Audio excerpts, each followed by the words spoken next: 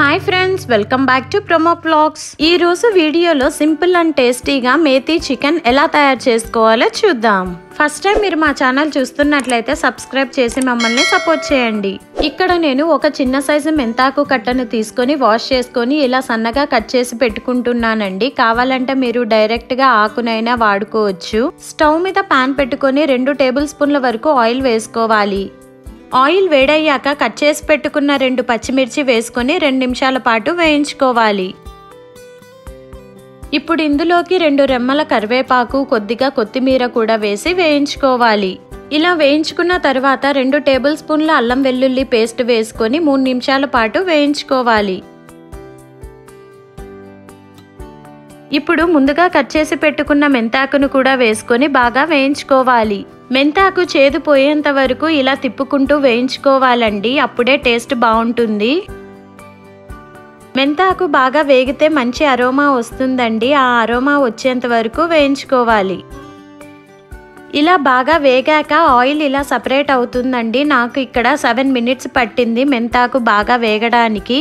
ఇప్పుడు ఇందులోకి 1/2 table spoon ఉప్పు, 1/2 టీ స్పూన్ పసుపు, 1 టేబుల్ స్పూన్ కారం, 1 టేబుల్ స్పూన్ ధనియాల పొడి వేసుకొని స్టవ్ను లో ఫ్లేమ్ లో పెట్టి 1 నిమిషం పాటు వేయించుకోవాలి.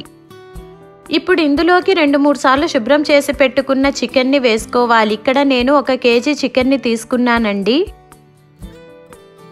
వేయించుకున్న మసాలాలు మొత్తం ముక్కలకి పట్టేంత వరకు కలుపుకోవాలి.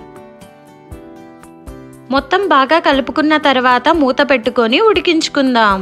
మధ్య మధ్యలో తిప్పుకుంటూ చికెన్ లో నుంచి వాటర్ వచ్చేంత వరకు ఉడికించుకోవాలి.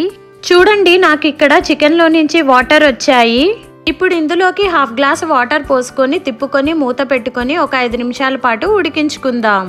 ఇప్పుడు మూత తీసి ఉప్పు కారంని చెక్ చేసుకోండి. 1/2 టీ స్పూన్ ఉప్పు, 1/2 టేబుల్ స్పూన్ కారం వేసుకొని కలుపుకుందాం. ఈ కర్రీ కొంచెం స్పైసీగా తింటేనే టేస్ట్ బాగుంటుందండి. మీరు తినే స్పైసీని బట్టి కారంని అడ్జస్ట్ చేసుకోండి. ఇలా కలుపుకొని మూత పెట్టి 10 నిమిషాల పాటు ఉడికించుకోవాలి. చూడండి, నాకు ఇక్కడ కర్రీ రెడీ అయిపోయింది. ముక్క కూడా బాగా ఉడికింది. కొత్తిమీర వేసుకొని కలుపుకొని స్టవ్ ఆఫ్ చేసుకొని సర్వ్ చేసుకుందాం.